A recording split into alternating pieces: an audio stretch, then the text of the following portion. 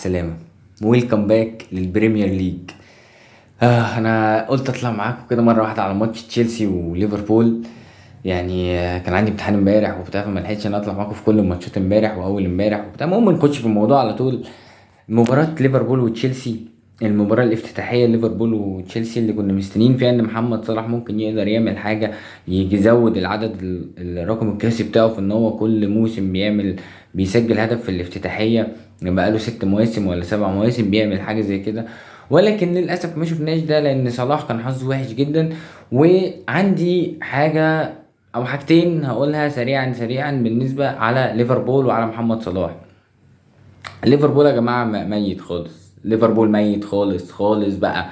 هو ليفربول بتاع الموسم اللي فات مفيش جديد. هو انت جبت نص ملعب يا معلم على عيني وعلى راسي، بس انت فين الارتكاز؟ دي شوارع يا معلم. ده تشيلسي كانت بتعمل هجمه مرتده من لا شيء، من لا شيء تشيلسي عملت هجمه مرتده خلاص بقت عند اليسون، فاهم؟ مفيش. تيجي بقى الناحيه التانيه عند ليفربول، عمليه التحول من الدفاع للهجوم بطيئه ممله يا لهوي.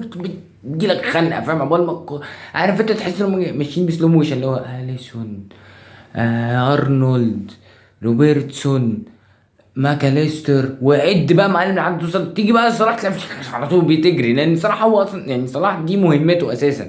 صلاح مهمته ان هو يفتح اللعب.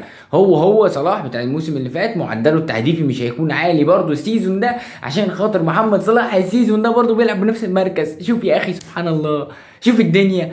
شوف الدنيا عكس الناحيه التانيه. تشيلسي انا عجباني تشيلسي عن الموسم اللي فات، حق ربنا عجباني. وطريقه اللعب كويسه، في لعيبه احسن، ولكن تشيلسي دفاعها على الله. تشيلسي بص يعني بص ليفربول، هقول لك الفرق بين الاثنين. ليفربول هجومها هيحسسك ان انت هتجيب 19 جول، حلو. واسمه ده والدفاع تحسسك ان هم هيدخل فيهم 19 جون. هو ونص ملعب عشان مفيش ارتكاز، بعيدا عن دومينيك الواد ده جامد كويس قوي، وماكاليستر كويس قوي، وعندك برضو كان معاهم جاكبو برضو كان يعني شبه عامل ماتش كويس. الدفاع على الله، الدفاع يا باشا بص يعني فاهم، طالما شغاله ما تلعبش فيها.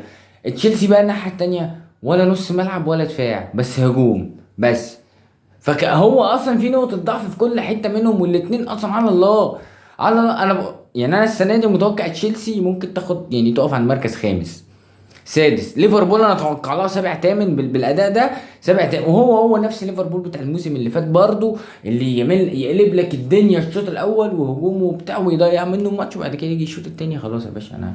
انا مش هقدر، خلاص تعبت الحقيقه. يعني انا مش هقدر ان انا اكمل اكتر من كده، لان ده فوق مستوايا، وانا مش هقدر ان انا انزل مستوايا الكائنات غبيه زيكم. فانا لا، انا اسف مش هقدر اكمل.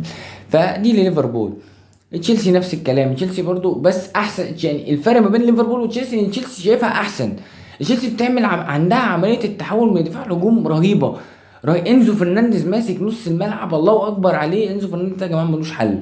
ومع ذلك وماكاليستر برضو بيحاول بيعمل اللي عليه. ما قلناش الملك ماكاليستر وحش، ولكن انا بكلمك ايه اللي كان حلو وايه اللي كان وحش.